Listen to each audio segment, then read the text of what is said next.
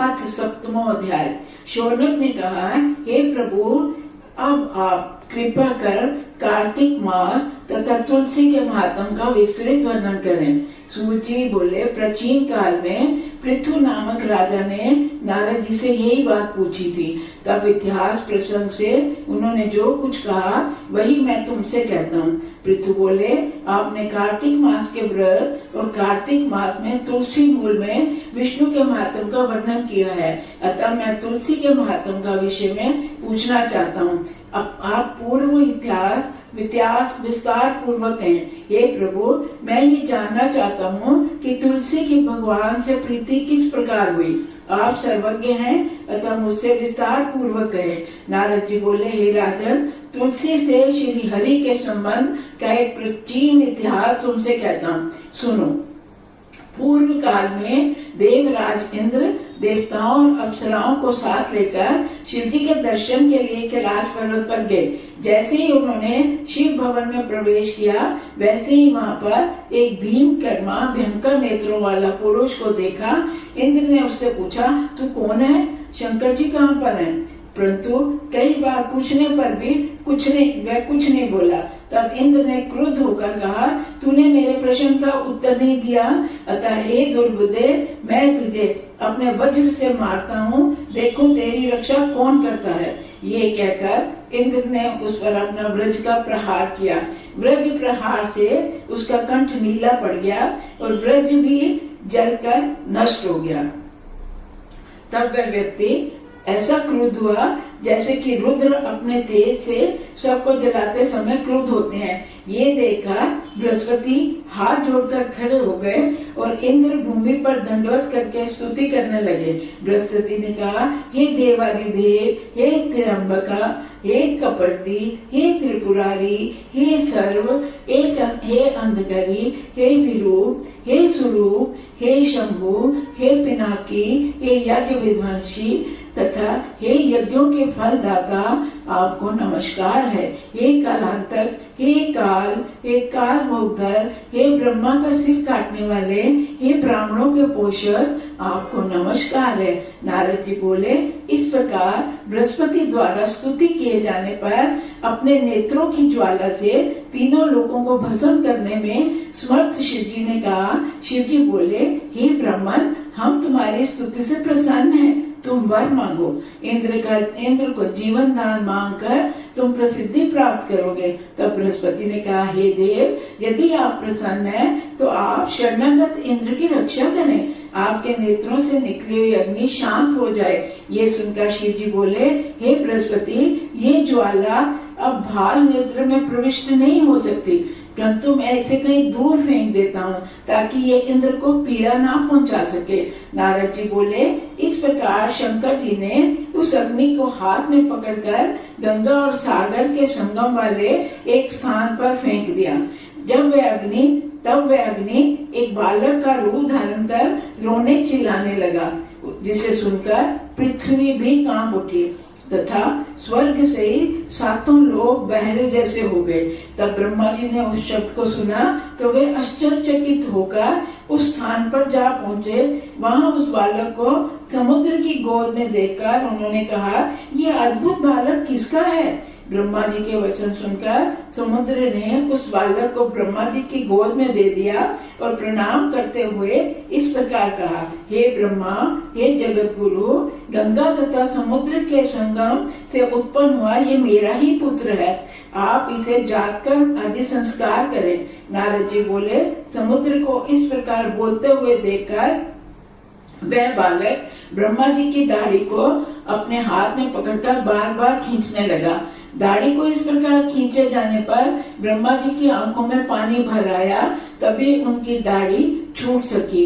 इस समय ब्रह्मा जी ने सागर से कहा। ब्रह्मा बोले, इसने मेरी आंखों से निकले हुए जल को धारण किया है, अतः इस बालक का नाम जलंधर होगा। ये तुरंत ही युवा हो जाएगा और वेद शास्त्रों का प्राकरण पंडित बनेगा। भगवान शंकर को छोड़कर ये सभी से अवध्य है, मतलब भगवान शंकर ही इसको मार सकते हैं और ये किसी से नहीं मरेगा। नारद जी बोले, जिस स्थान पर ये उत्पन्न हुआ वहीं समाप्त भी होगा। ये कहकर ब्रह्मा जी ने शुक्राचार्य को बुलाकर जलंधर का राज्याभिषेक कराया। तदुपरांत समुद्र ने कहकर अंतर्ध्यान हो गए। तब समुद्र ने प्रसन्न नेत्रों से अपने पुत्र के मुख को देखा, फिर उसकी पत्नी के रूप में कालनेमी नामक राक्षस से उसकी पत्नी वृंदा की मांग की। फिर जलंधर का विवाह वृंदा के साथ हो गया। दैत्यराज कालनेमी ने उसका विवाह प्रसन्नता पूर्वक कर दिया। प्रतिवता नारियों में अग्रगण्य तथा मधुर भाषणी वृंदा को हृदय से लगाकर जलंधर रात दिन रंगरेलियां मनाने लगा। जलंधर के आगमन पर वृंदा पाद्य अर्ध्य आसन देती और पंखे से स्वयं ही पंख हवा करती थी। वह सदैव सेवा के लिए हाथ जोड़े खड़ी रहती थी। प्रतिव्रता स्त्री अपने पति को सदैव नारायण के समान समझकर सेवा करती है। जो स्त्री अपने स्वामी के मुख सुख में सुख दुख में दुख को प्राप्त होती है, पति के विदेश जाने पर वियोग में दुबली हो जाती है तथा उसकी मृत्यु पर उसकी चिता में सती हो जाती है, वही प्रतिव्रता है। जो स्त्री पुरुषों की अर्धांगिनी होती है तथा पाप पुण्य के फल की आदि भोगती है, वही पति के साथ चिता में भस्म होने वाले जो होने योग्य सती कहलाती है। जो स्त्री अपने स्वामी के साथ चिता में भस्म होकर सती हो जाती है, वह 3 करोड़ वर्षों तक स्वर्ग में निवास करती है।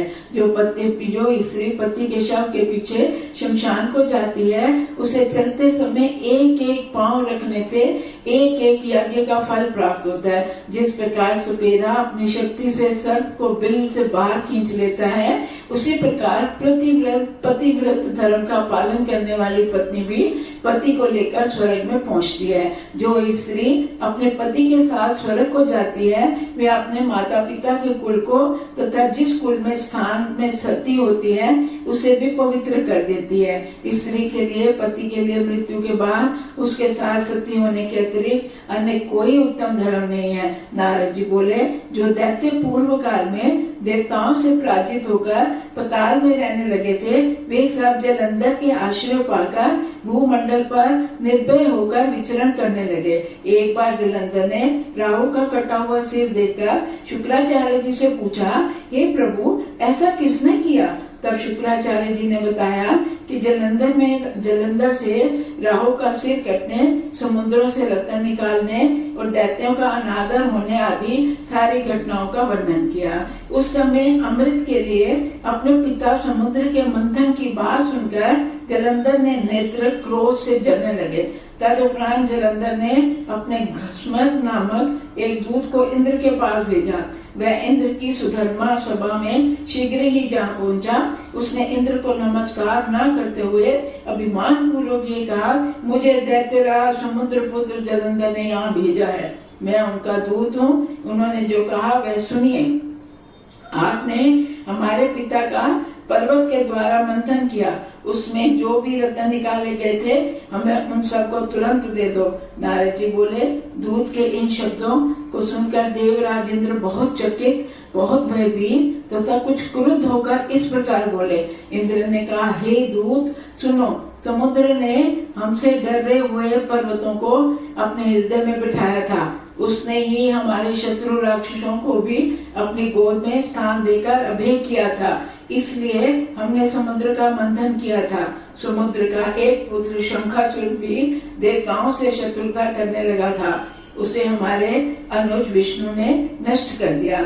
समुद्र के मंथन का यथार्थ कारण हमने तुम्हें बता दिया है। नारद जी ने कहा, इस प्रकार इंद्र द्वारा समझाया गया दूत वापस लौट गया और उसने दैत्यराज जलंधर से सब वृतांत क्या सुनाया।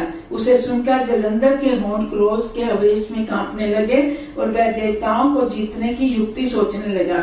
उसने उद्योग में सहायता देने के लिए चारों दिशाओं से तथा पाताल लोक से कई 100 करोड़ राक्षस उसके पास आ पहुँचे। तदुपरांत जलंधर शुंभ निशुंभ आदि करोड़ों सेनापतियों को साथ लेकर इंद्र के नंदन नामक वन में जा पहुंचा। जलंधर द्वारा अमरावती को घिरा हुआ देखकर देवतागण भी युद्ध करने के लिए आ गए। जब फिर देवता और राक्षसों की सेनाएं एक दूसरे पर मुसल, परिघ, बाण, गदा, शक्ति तथा परशु आदि के आक्रमण करके युद्ध करने लगी। देवता और राक्षस एक दूसरे पर प्रहार कर रहे थे, जिसके कारण क्षण भर में ही इतना रक्त बह उठा कि उसमें सारी सेना डूब गई। युद्ध में गिरे हुए हाथियों, घोड़ों, पैदल सैनिकों ने रणभूमि ऐसे लगती थी जैसे कि बादलों की घटाओं द्वारा संध्या छुपायमान होती है। शुक्राचार्य अपने मंत्रोच्चारण द्वारा जल के छींटे देकर युद्ध में मरे हुए राक्षसों को जीवित कर रहे हैं। बृहस्पति जी भी द्रोणाचार्य से अस्तुत्य औषधि लाकर देवताओं को जीवित कर रहे हैं। युद्ध में मरे हुए देवताओं को पुनः जीवित होते देखकर जलंधर ने क्रुद्ध होकर शुक्राचार्य से इस प्रकार कहा। जलंधर बोला, मैंने सुना है संजीवनी विद्या का आपके अतिरिक्त और कोई नहीं जानता। ऐसी स्थिति में मेरे द्वारा मारे गए देवता पुनर्जीवित क्यों हो रहे हैं? शुक्राचार्य बोले, देवगुरु बृहस्पति द्रोणाचार्य पर्वत से दिव्य औषधियां ला के उन्हें जीवित कर रहे हैं, अतः तुम उस पर्वत को उठा लाओ। नारद जी ने कहा। शुक्राचार्य ने कहते ही दैत्यराज जलंधर द्रोणाचार्य पर्वत को उठाकर समुद्र में फेंक आया तथा पुनः युद्ध क्षेत्र में आ गया। अस्तु बृहस्पति मरे हुए देवताओं को जिलाने के लिए औषधि लेने पुनः द्रोणाचार्य पर्वत वाले स्थान पर गए तो उन्हें वहां पर्वत दिखाई ही नहीं दिया। उस समय दैत्यराज जलंधर से पराजित होने के भय से आशंका से तीव्र श्वास भरते हुए बृहस्पति ने देवताओं से इस प्रकार कहा। बृहस्पति बोले, हे देवताओं, तुम यहाँ से भाग जाओ। अब तुम इस महादैत्य पर विजय नहीं पा सकोगे और जीवित भी नहीं लौट सकोगे। ये दैत्य भगवान शंकर के अंश से उत्पन्न हुआ है। इंद्र ने जैसा किया है उसका स्मरण करो। बृहस्पति के इन वचनों को सुनकर दैत्यों द्वारा मारे जाते भयभीत देवतागण सब दिशाओं में भाग गए। देवताओं को भागा हुआ देखकर जलंधर ने शंख, वेरी आदि विजय वाद्यों को बजाते हुए इंद्र की अमरावतीपुरी में प्रवेश किया। देवताओं को अपनी नगरी में प्रविष्ट हुआ देखकर इंद्र आदि सभी देवता वहां से भागकर सुमेरु पर्वत की गुफाओं में जा चुके। तत्पश्चात जलंधर भी सुमेरु पर्वत की ओर चल दिया और इंद्र आदि देवताओं के अधिकार शुंभ आदि राक्षसों को सौंप गया। नारद जी कहते हैं, जब दैत्यराज को पुनः आता हुआ देखकर भय कंपित इंद्र आदि सभी देवताओं ने भगवान विष्णु की स्तुति करना आरंभ किया। देवता बोले, हे प्रभु, आपने मत्स्य, कश्यप आदि अनेक स्वरूप धारण करके अपना भक्तों का कार्य संपादित किया है।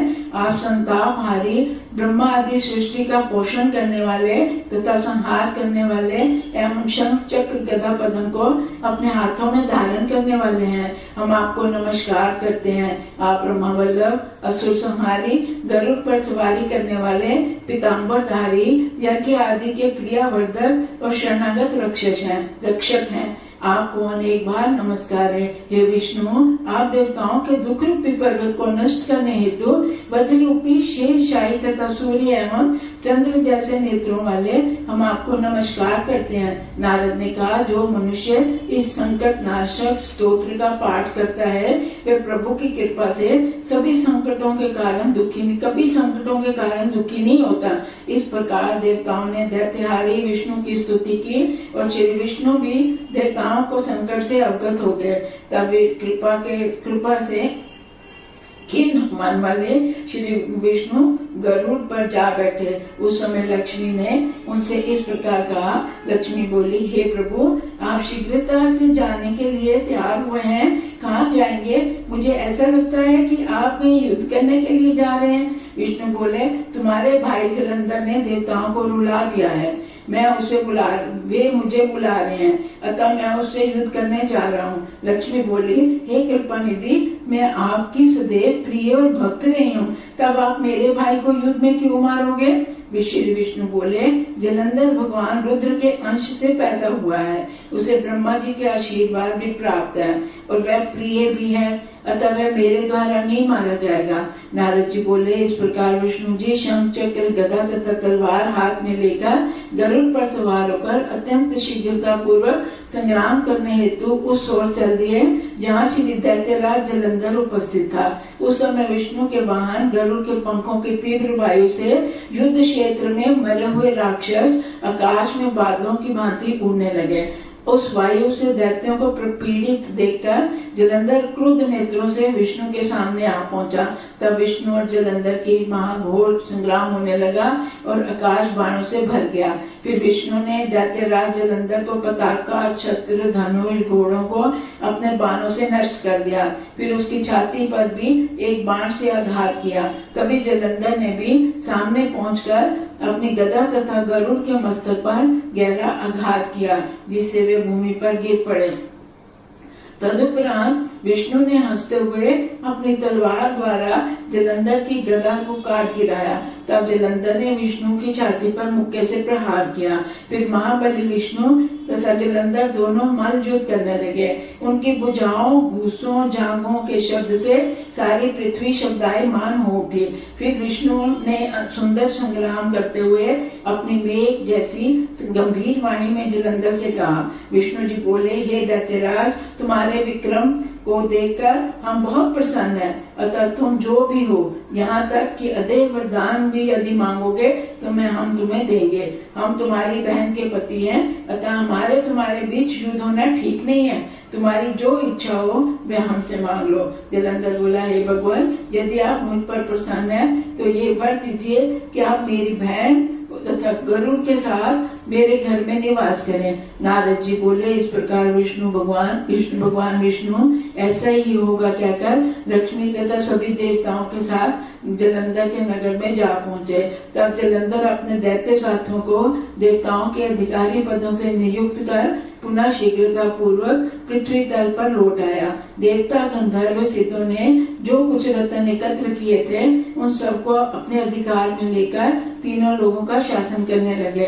निशुंभ नामक महाबली दैत्य को पाताल लोक में स्थापित कर उसे शेष आदि नागों को भी अपने अधिकार में कर लिया। उस समुद्र पुत्र जलंधर ने देवता, गंधर्व, सिद्ध, यज्ञ, राक्षस, मनुष्य आदि को अपने नगर में बसा लिया। इस प्रकार दैत्यराज जलंधर पूर्ववासियों को अपने प्रजा और पुत्र की भांति मानकर धर्म पूर्वक पालन करने लगा। धर्म पूर्वक राज्य चलाने वाले जलंधर के राज्य में कोई रोगी, दुखी, दुर्बल, दीन नहीं दिखाई देता था। नारद जी बोले, इस प्रकार विष्णु भगवान और लक्ष्मी जी धर्मात्मा जलंधर द्वारा शासित राज्य में देखने के लिए भी वहाँ गया। इति श्री पद्म पुराण अंतर्गत कार्तिक मास महात्म्य में जलंधरोपाख्यान नामक 7वां अध्याय समाप्त हुआ। बोल श्री कृष्ण बलदेव की जय। श्री कृष्ण